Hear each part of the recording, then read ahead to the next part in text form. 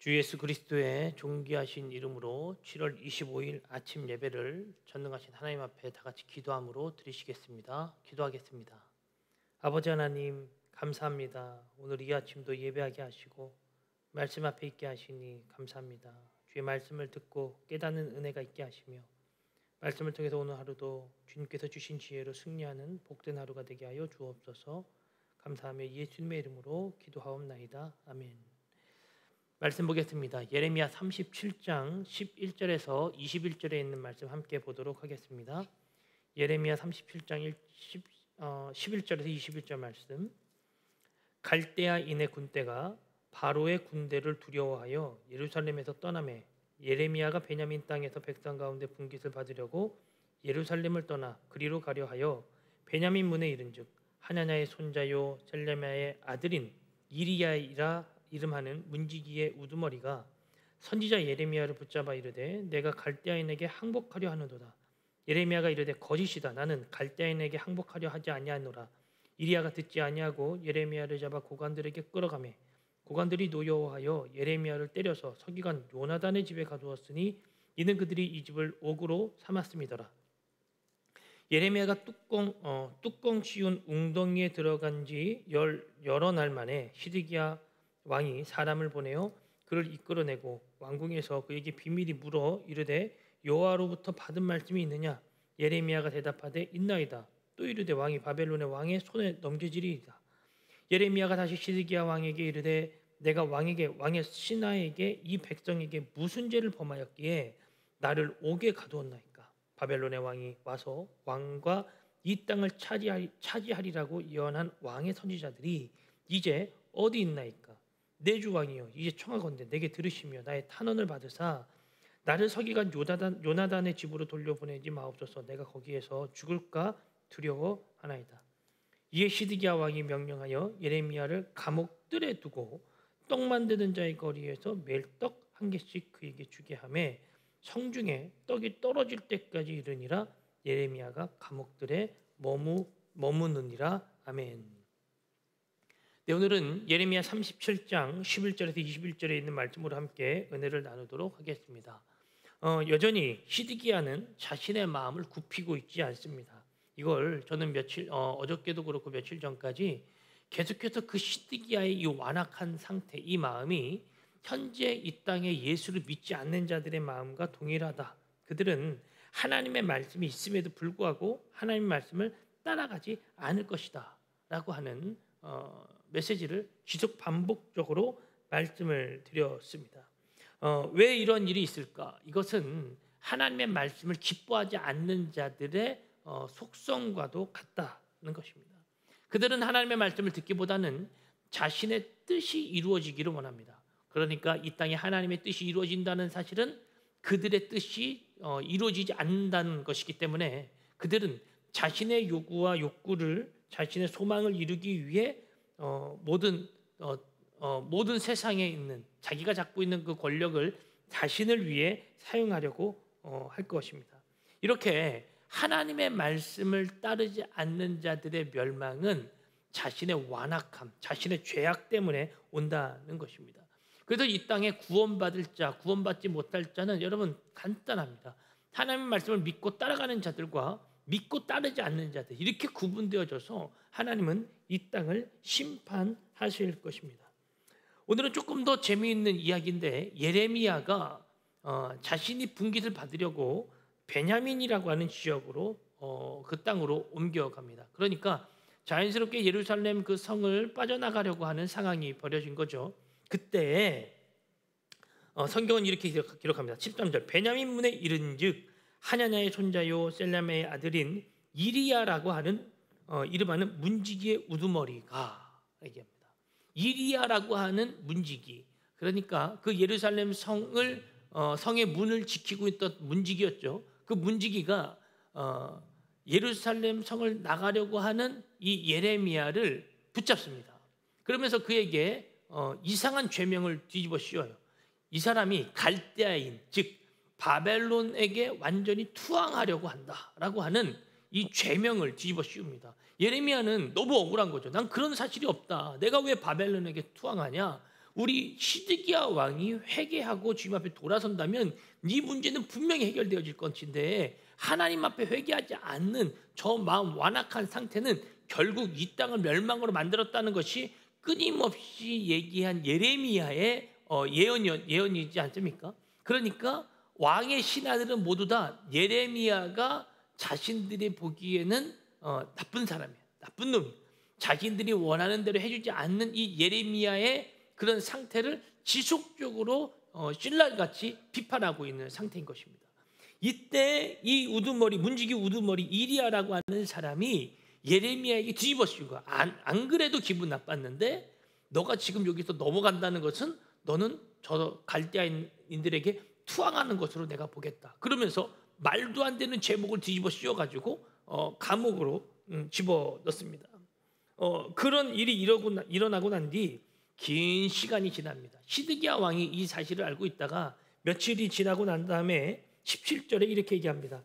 시드기야 왕이 사람을 보내요. 그를 이끌어내고 예레미야를 이끌어내고 왕궁에서 그에게 비밀이 물어 이르되 여호와께로부터 받은 말씀이 있느냐. 시드기야는 여전히 돌이킬 생각이 없습니다. 여전히 희망사항에 갇혀져 있는 거예요.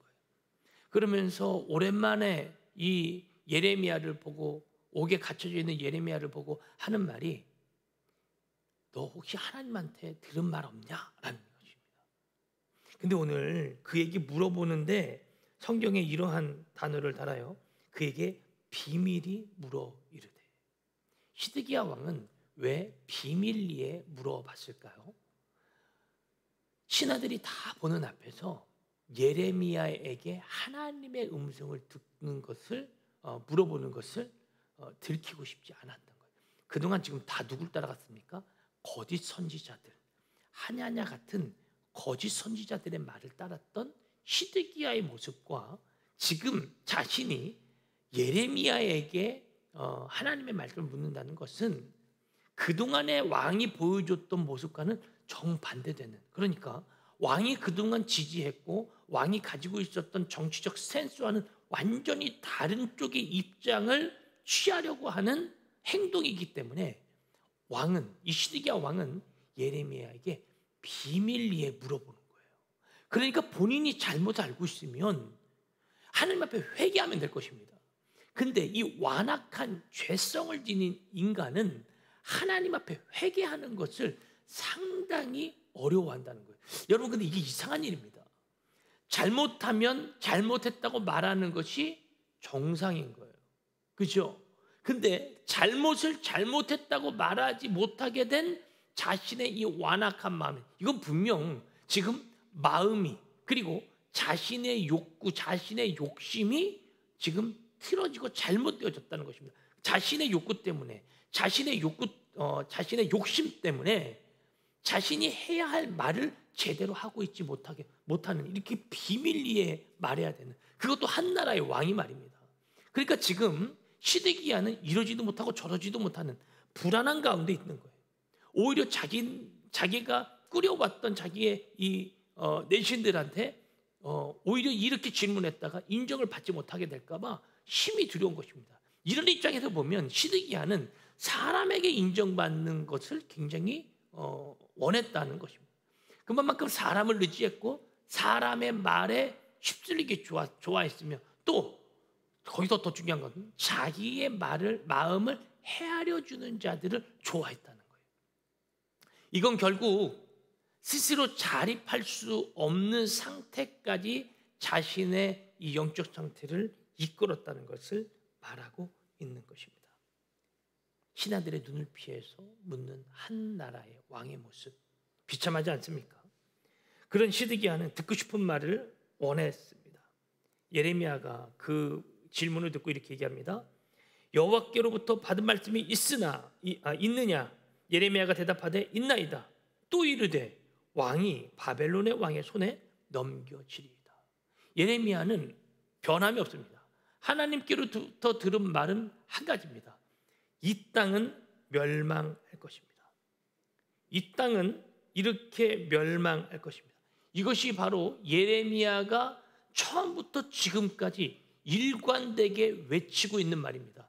왕은 하나님의 말씀을 제대로 따라가지 않았기 때문에 왕은 멸망할 것입니다. 이 이야기를 들은 시드기야는 어떠한 반응이었을까요? 분명 본인도 이제 알 겁니다. 아, 이 성이 이렇게 멸망해 가는구나. 아, 여기에서 소망이 없구나. 희망이 없구나. 그러나 본인의 욕구와 본인의 욕심으로 비롯된 소망과 희망이 잘못되어졌다는 것을 깨달았을 때 주님 앞에 돌아가면 되는데, 여전히 자신이 쌓아온 초롱성과 같은 자신의 마음의 이 성이 자신의 현재 상태 속마음을 제대로 솔직하게 내비치지 못하게 되는 상태가 되어진 것이죠. 그래서 18절에 이어갑니다. 예레미야가 다시 시드기야 왕에게 이르되 내가 왕의 신하에게나 이 백성에게 무슨 죄를 범했기에 나를 옥에 가두었나이까. 지금 예레미야는 억울한 상태예요. 자신은 투항하려고 간 것도 아니고 단순히 베냐민 지역에 자신의 분깃을 받으려고 갔다가 갑자기 이 억울한 누명을 뒤집어 쓰고 옥에 갇히게 된 것입니다. 그러니 지금 왕 앞에서 얘기하는 거예요. 왕이시여, 나는 잘못이 없습니다. 내가 지금 왜 이 옥에 갇혀 있어야 됩니까? 왕이시여, 나의 이 억울함을 풀어주옵소서. 왕에게 계속해서 선처를 구하는 이 예레미야의 모습이 나오죠. 그러면서 이어서 19절에 바벨론의 왕이 와서 왕과 이 땅을 차지하리라고 예언한 왕의 선지자들이 이제 어디 있나이까.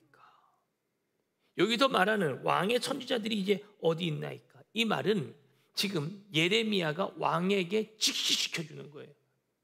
왕이시여, 왕에게 말했던, 좋은 말했던 그런 거짓 선지자들, 국가의 녹을 받아 일하던 거짓 선지자들은 다 어디 있습니까? 라는 것입니다. 국가가 지금 이렇게 멸망하게 된 상황에, 무너져가는 상황에 당신을 그렇게 지지했고 당신이 좋아하는 말을 옆에서 해줬고 희망과 소망의 메시지를 전해줬던 그 거짓 선지자들 지금 다 어디 있냐 그 말입니다. 여러분, 우리는 침례교회입니다. 침례교회가 갖고 있는 아주 독특한 원칙 중 하나는 정교 분리를 이야기한다는 것이죠. 국가는 한 개인 국민에게 하나의 종교를 강조할 수 없다. 종교의 자유를 선포하는 것입니다. 여기서 종교의 자유는 우리가 뭐 이슬람도 불교도 뭐 이런 것도 다 믿을 수 있다, 이런 개념으로서도 성립이 되어지지만, 그런 종교의 자유지만 우리가 예수를 믿고 우리가 하나님 앞에 예배하는 이 일에 어떠한 방해, 어떠한 간섭도 있어서는 안 된다는 것입니다. 만약에 교회 목사가 국가의 녹을 먹고 있다라면, 여러분, 목사는 국가에 결속되어집니다. 귀속되어지고 결속되어지기 때문에 국가가 원하는 메시지를 성도들한테 전해야 될 겁니다. 국가가 요구하는 방향에 맞춰서 성도들에게 메시지를 전해야 할 거예요. 그런데 목사, 목회자라고 하는 이 직분은 사람들이 좋아하고 정치인들이 좋아하는 메시지를 전하는 것이 아닙니다. 그러니까 인본주의적 메시지를 전할 수 없는 입장이라는 거예요. 욕을 먹어도 성경에 기록된 걸 전달하는 것입니다. 그 사람들이 이거 못 따라가겠는데 싶은 생각이 있다 하더라도 성경에 기록된 메시지를 전하는 거예요. 그러니까 목회자의 개인적인 어떠한 사설을 말하는 자리가 아니라 하나님의 메시지를 전달하는 자리라는 것이죠. 예레미야는 그런 거짓 선지자들, 그러니까 시드기야가 허락한 거짓 선지자들, 그들은 국가의 녹을 먹던 자들이에요. 그러니까 하나님의 메시지가 아님에도 불구하고 왕의 눈치를 봐가며 백성들의 눈치를 봐가며 백성들이 원하는 메시지를 전했던 것입니다. 그런데 예레미야는 어떤 자예요? 참된 하나님의 선지자였던 거예요. 그는 하나님의 허락한 메시지를 전할 수 있었던 자였던 것이죠. 욕을 먹어도, 고난을 당해도, 핍박을 당해도 예레미야는 오직 하나님의 메시지를 전하는 하나님의 참된 선지자였습니다. 그러기 위해서 예레미야는 국가의 녹을 받는 것이 아니라 하나님께서 허락하신 영역에서 자립된 사역을 할 수가 있었던 것입니다. 그래서 예레미야가 얘기하는 거예요. 예언한 왕의 선지자들은 어디 있습니까? 당신이 원했던 그 선지자들은 도대체 어디 있습니까? 그래서 20절에 내 주 왕이여 이제 청한 건데 내게 들으시며 나의 탄원을 받으사 나를 서기관 요나단의 집에서 돌려보내지 마옵소서. 내가 거기서 죽을까 두렵습니다. 나를 제발 이 옥에서 끄집어내 주십시오. 난 여기서 죽을까 두렵습니다. 예레미야는 잘못한 게 없다는 거예요. 하나님의 말씀을 선포했을 뿐. 여러분, 우리 그리스도인이 이 땅을 살아가는 이 마음의 밭도 이래야 됩니다. 누군가에게 욕을 먹더라도 하나님의 메시지를 올바르게 선포하고 지키는 것입니다. 그 인간의 감정과 그 헤아림 때문에 인간이 사람이 원하는, 사람을 위로하기 위한 그런 메시지가 아니라, 그런 메시지도 필요하겠지만 하나님이 요구하시는 메시지, 하나님이 그 사람을 위로해라, 하나님이 그 사람을 위로해줘라, 이럴 때 그 사람을 위로해줘야지 그냥 막무가내로 그 사람의 희망, 소망, 희망사항에 준하는 메시지를 전달하는 것은 진정한 그리스도인의 자세가 아니라는 것입니다. 하나님은 우리에게 말씀을 주신 이유가 너희 위로받아라, 너희들이 이것 갖고 희망 고문 당해라, 이런 메시지를 주신 것이 아닙니다. 하나님은 분명히 우리를 구원하실 것이다. 그러나 너희들이 이 말씀대로 준행해야 된다 라고 하는 하나님의 약속이 결속되어져 있는 것이지, 거기서 얻고 찾는 것이 단순히 기쁨, 편안 이런 것만이 아니라는 거예요. 우리가 그 기쁨과 편안을 얻기 위해 하나님의 말씀을 준행해야 된다라고 하는 원칙이 있는 것입니다. 결국 시드기야는 예레미야를 통해서 자신이 듣고 싶은 말을 듣지는 못합니다. 예레미야가 말했던 이 땅의 기근이 조금씩 오고 있는 거예요. 그것이 바로 21절에 얘기해 주고 있습니다. 이에 시드기야 왕이 명령하여 예레미야를 감옥 뜰에 두고 떡 만드는 자의 거리에서 매일 떡 한 개씩 그에게 주게 하매, 떡 만드는 자의 거리에서 떡을 하나씩 던져준다. 이것은 그 땅에 기근이 왔음을, 이 땅에 기근이 조금씩 오고 있음을 설명해 주는 구절입니다. 떡 한 개밖에 안 준다. 그만큼 먹을 것이 점점 없어져가는, 보급품이 이제 그 예루살렘 성 주변에 그 토성을 쌓음으로써 고립되어져 가는 상태에 있음을 말해주고 있는 것이죠. 말씀을 마무리하면서 하나님은 그리스도인들에게 명령하신 사명이 있습니다. 그것은 이 땅과 타협하지 않는 것입니다. 하나님의 말씀을 붙들고 이 땅에서 고군분투해 가면서 주님이 허락하신 상황에 최선을 다하여 말씀, 즉 복음의 메시지를 선포함으로 이 땅에 하나님의 세대가 돌아오기를 지금 하나님은 기다리고 원하고 계시다는 것입니다. 하나님은 우리 시대 속에 지금 우리와 같은 그리스도인들을 세워가고 계십니다. 기독교가 무너져 갑니다, 교회가 무너졌습니다 라고 하는 뉴스들도 있지만, 그런 시대 속에 하나님을 진심으로 따라가는, 말씀을 중심으로 하여 하나님을 진심으로 따라가는 세대들을 하나님은 지금도 찾고 계시다는 것이죠. 그러니 여러분, 사람 의지하지 마시고 나의 희망, 소망에 목숨 걸지 마시고 말씀에 목숨 걸 수 있기를 주의 이름으로 축복합니다. 말씀이 변하지 않는 말씀은 변하지 않는 하나님의 무오한, 정말로 성경에 무오소를 짓지 않는 우리 침례교인의 그 정신처럼 하나님의 오류가 없는 그 거룩한 메시지를 선포하는 것임을 말씀을 통해 기억하시면서 하나님께서 주신 메시지를 매일매일 따라가는 저와 여러분들의 하루가 하루의 삶이 되어지기를 주의 이름으로 축복합니다. 기도하겠습니다. 아버지 하나님, 감사합니다. 우리는 연약한 죄인입니다. 우리 스스로 어떻게 할 수가 없습니다.